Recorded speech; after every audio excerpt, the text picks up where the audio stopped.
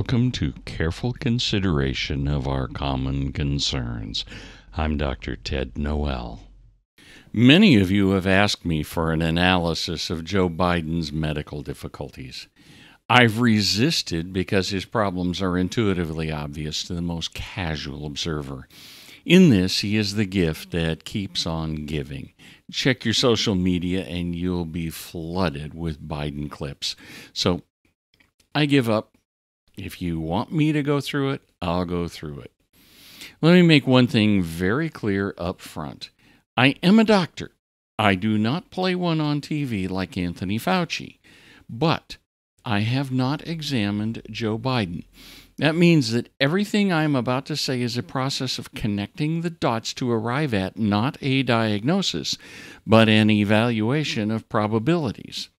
If anything, what does the public record suggest is going on in Joe Biden's brain? Democrat commentators will rapidly brush off Biden's difficulties as gaffes or stuttering. Republican pundits instantly jump on every faux pas as a sign that he's about to assume room temperature. The one thing both sides can agree on is that a mentally impaired president is a bad thing. So Democrats paint President Trump as if he's had some sort of major stroke or he has this major narcissistic personality disorder. Passionate Republicans describe Biden as if he is having trouble finding the bathroom. The truth is obviously somewhere else, and if we're able to assess the data, we should be able to come up with something useful. What we'll try to do is to avoid going to the excesses, such as the idea that Ruth Bader Ginsburg was about to assume room temperature every time there was a piece of news, and that went on for about 3 years before she finally died. So let's not play that game. Now, make no mistake about it, there is something seriously wrong upstairs with Sleepy Joe. There are way too many odd things in how he speaks, how he acts, and with his memory to simply pass them off as, that's just Joe. He's a nice guy, he's okay. Even his ability to read a teleprompter's got problems. In short, his elevator isn't going to the top floor anymore. He's a sandwich short of a picnic. Choose your metaphor. Let's start with a summary of what we see in public, or actually to start with, doctors who know something about the detail here. Let's start with Dr. Fred Hagen, who is medical director at Lovisenberg Diakonal Hospital's psychiatric clinic in Oslo, Norway. He says that Biden's behavior at campaign events and debates over the last few months, characterized by, and I quote, forgetfulness, mischief, confusions, gaffes, and aggression, end quote, is indicative of someone who is, again, quote, struggling to perform basic mental functions. You heard me right. He says Biden is struggling to perform basic mental function. But let's go a little closer. David's former personal doctor, Dr. David Shiner, notes that Biden has lots of medical issues and he looks frail. You know, this is from his doctor. He ain't looking so good. And of course, his verbal fumbles are legion, and a library of them. If we were to write them all down, the books would fill the earth.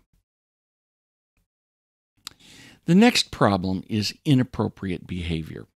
Biden is well known for sniffing the hair of women of all ages. He touches them inappropriately. One Secret Service agent nearly got in a fist fight with Joe because Joe was cupping the agent's girlfriend's breast during a photo op. I kid you not. Senator Jeff Sessions had to swat Joe's hand away from Jeff's granddaughter. Now, we should note that Joe doesn't do this with men. That means this is clearly sexual in character. Another problem is impulsive or rash behavior. Back and we go after that. But you, on the other hand, sent your son over there to get a job and work for a gas company, but he had no experience with gas or nothing. In order to get access to the public, for the president. So you're selling access to the president just like he does. So You're a damn liar, man. That's not true. And no one has ever said that? No one has heard that? I see it on the TV. Biden calling him a damn liar and then said, you want to check my shape on it? Let's do push-ups together here, man. Let's run. Let's do whatever you want to do. Let's take an IQ test. Makes a lot of sense, doesn't it? Another town hall led him to call a young lady a lying, dog-faced pony soldier. And there's a whole library of these. He said he was arrested trying to visit Nelson Mandela. He claimed that the Parkland shooting happened while he was VP. No. The Parkland shooting happened after he left office by quite a period of time. Now, one would think Biden would have the judgment to carefully consider whether he wants his lies remembered by the internet. Because remember, the internet never forgets. But as Newsweek reporter Mickey Kaus notes, the clip reflects a view of Biden's character widely shared in the community. Reporters and political consultants long ago concluded that Biden's chief character flaw was his tendency to wing it. He seems to lack a crucial synapse between brain and tongue, the one that makes the "do I really want to say this" decision. He appears hyper, glib, and intellectually insecure. You got more questions, but I tell you, if you have a problem figuring out whether you're for me or Trump, then you ain't black. His memory's not immune. We all remember him confusing his wife and his sister. But perhaps the most dramatic is his statement that he went to law school on a full academic scholarship, graduated in the top of his class, earned 3 degrees, and was the outstanding student in the political science department. While this might be regarded as political hyperbole, he should be able to keep his own record straight. Certainly, if he participated in civil rights sit-ins or was arrested in South Africa, he would know. But all witnesses say he's lying. The more difficult situations come with recent on-camera word salad and confusion. He loses track of where he is. What state am I in?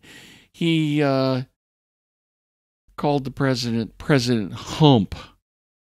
He can't remember the date of his last election. By the way, Joe, it was 2012. Just in case you were wondering. And he can't even remember that Kamala Harris was black. 3 former chairs of the Black Caucus, the only African-American woman that ever been elected to the United States Senate, a whole range of people. No, my point is, that's not true. The other one is here. I said the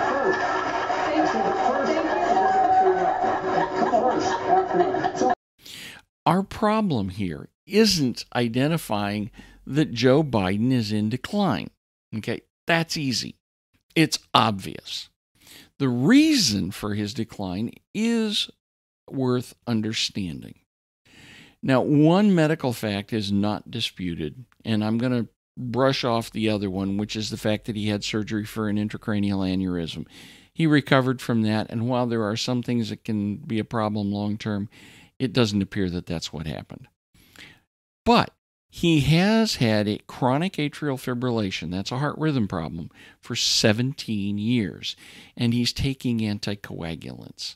Now, those blood thinners have a 3% chance of stroke per year. That means he has a 40% chance of suffering a stroke so far.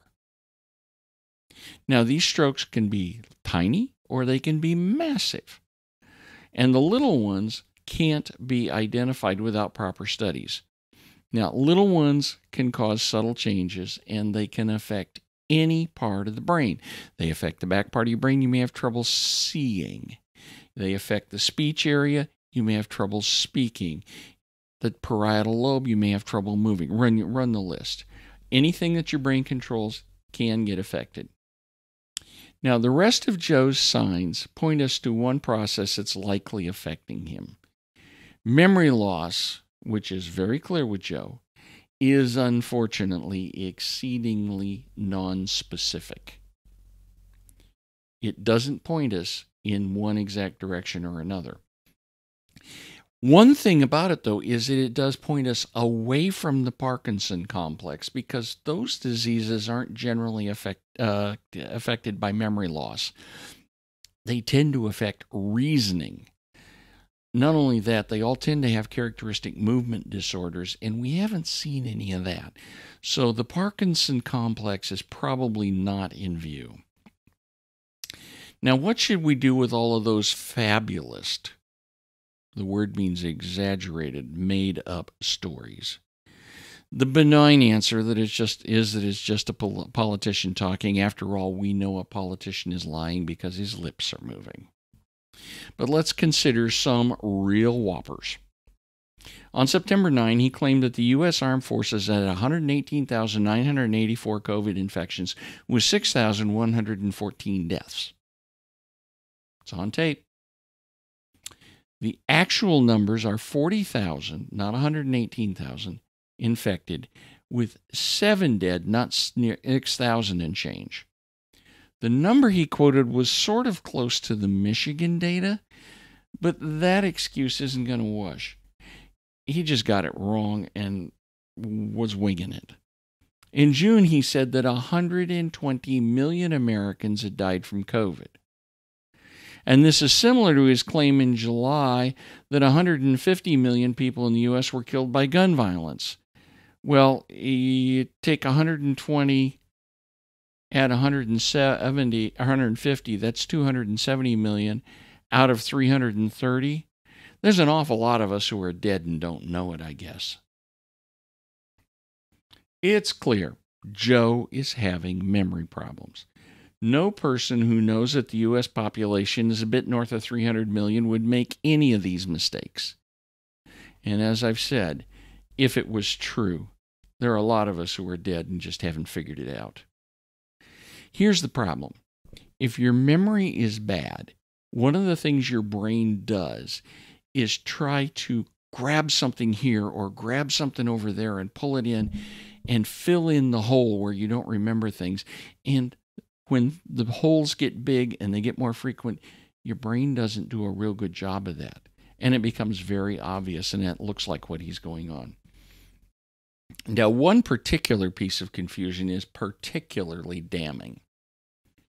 On November 21, in a Democrat debate, Sleepy Joe tried to extricate himself from forgetting that Kamala Harris, his current running mate now, who shared the stage with him, was a black senator. 3 months later, he told 3 months later. Well, I'm looking forward to appointing the first African-American woman to the United States Senate. Well, guess what? Carol Moseley Braun from Illinois had been in the Senate and left it. Harris was in the Senate, so he got it wrong on 2 counts. But let's go a little bit further. The president doesn't appoint senators. That's governors who appoint senators when a vacancy happens remote from an election. Okay? So he's just grabbing something here and grabbing something over there and shoving it in, trying to make something that makes sense. And he hasn't got it. There's all of these cognitive flaws we get to deal with, and they are not excusable errors. They are repeated organic failures. Now, when I say organic, I'm talking about failures that are a result of the brain itself not functioning properly. It's not that he just doesn't remember. It's not that he is okay, but he's working on so many things, trying to keep so many things straight, he just slips. These aren't slips. This is a brain that can't do the job it used to do. It is an organic problem. And these organic failures, in this case, begin with the inability to remember basic facts. And as I've said, those memory holes get filled in with whatever the brain can find, and the pressure of the campaign makes the flubs worse, and some of these flubs are, shall we say, entertaining. Of course, we can't move on without Biden's most famous fumble. We hold these truths to be self-evident. All men and women created by go. You know the thing. Now, every politician of Joe's era has this memorized. But what does he say? He said, "We hold these truths to be self-evident. All men and women created by, the thing." This is not a slip of the tongue. It is a slip of the entire mind. It is the source of all of the equal rights discussions since even before the 1964 Civil Rights Act. And if any of you really want to go back, I would suggest you get Senator Mike Lee's book on the Forgotten Founders and read the chapter on Mum Bett, B-E-T-T, a black woman who got her freedom from slavery based on this line. Powerful story.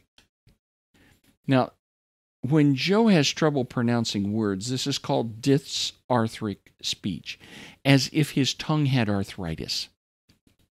And it is more prominent in other places, but it points out that the wires in his brain aren't fully connected. In some days, he's better than others, and it's like the light bulb that doesn't always come on, but if you wiggle the wires just right, you can make it light up. All of us, though, have our favorite Biden word salad episode. These are common when memories have holes, and in a struggle not to appear flawed, memories and words from other places get stuffed in.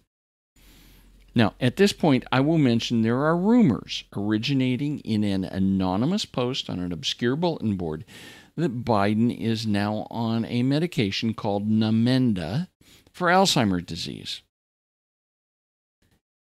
The person who says this is using a pseudonym. He won't come up front and say, "Here I am, and here's how I know," and no one has confirmed it. So we are going to leave that behind. We simply will not use it. The agitation and paranoia we mentioned up front are other markers of what may be happening. So are the sexually inappropriate actions that continue in spite of efforts by his handlers to stop them. This leaves us in an interesting quandary. Is there a single process that explains what's happening?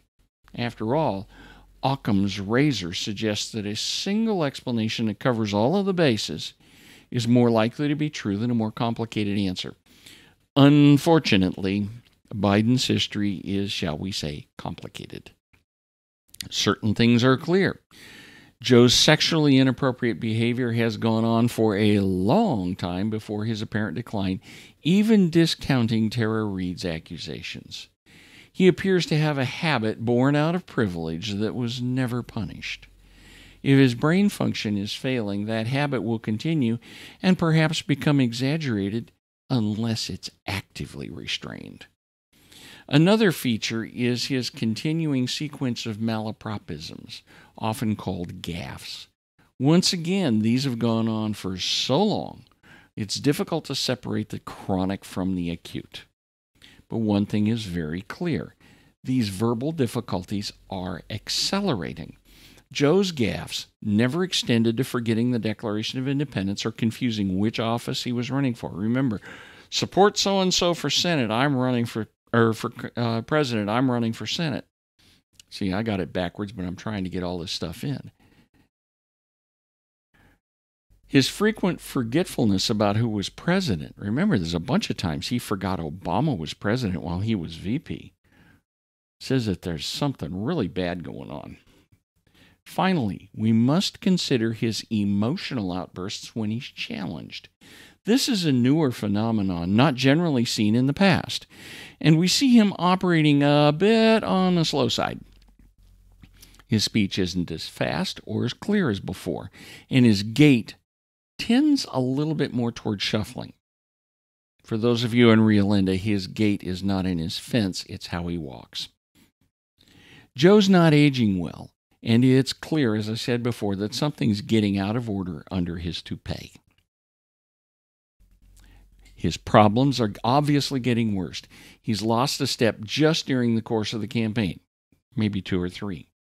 What's causing it? The 3 most likely candidates are Alzheimer's dementia, vascular dementia, and frontotemporal dementia. Yes, the dreaded D word. America cannot tolerate a president with dementia. The job calls for vigor and clarity, not torpor and turbidity. sorting out the various forms of dementia in Joe are way, way beyond the material in the public record. There's just too much overlap. Some can be diagnosed by various types of brain scans like CT, MRI, and PET scans. But guess what? I can't do those on YouTube and C-SPAN. That means that we are left trying to sort out a batch of possibilities that best match bumbling Biden. And to make it easy, we just don't have enough information. One choice is very attractive since it includes all of Joe's signs. Behavioral variant frontotemporal dementia demonstrates, as listed by the UK Alzheimer's Society, that sufferers lose their inhibitions. They behave in socially inappropriate ways and act in an impulsive or rash manner. This could include making tactless or inappropriate comments about someone's appearance. They tend to lose interest in people and things. They lose motivation, but they're not sad. They lose sympathy or empathy. They become less responsive to the needs of others and show less social interest and personal warmth. This can make a person appear selfish and unfeeling. They show repetitive, compulsive, and ritualized behaviors. This can include repeated use of phrases or gestures. Now, this isn't all, but we can recognize all of these in Joe. Is this what he's got? I don't know, but it's the best fit of what we see. It's pretty clear that whatever his actual diagnosis is, Joe Biden is in mental difficulty. It should not be necessary to go further than that. The country cannot afford a president who, as Dr. Hagen said, is struggling to perform basic mental functions. And that takes us back into history, about a century, to President Woodrow Wilson. He suffered a severe stroke in October of 1919. Without the 25th Amendment, which was ratified in 1967, there was no way to remove him from office. The First Lady, Edith Wilson, became de facto president. While she took a few things to him, in general, she handled everything. One has to wonder if Jill Biden has this model in mind. Now, any ordinary wife, on seeing her husband decline as Joe has, would pull him aside and push for quiet retirement with the family. You know he doesn't have a lot of time, and let's make it as good as we can. But Jill Biden has vigorously pushed him to be the candidate. She knows that Joe has to listen to others for guidance with most things, and because she is closest, he'll listen to her. Is she looking to be a second Edith Wilson, president in every way but name? Until next time, take a look at those links below. Join me on MeWe or on Parlay, the new non-censoring, non-tracking versions of Facebook and Twitter. But if you must use the old left-wing censoring versions, we're still on Facebook and at VidZet on Twitter. The message is what matters. I'm Dr. Ted Noel. Thanks for watching.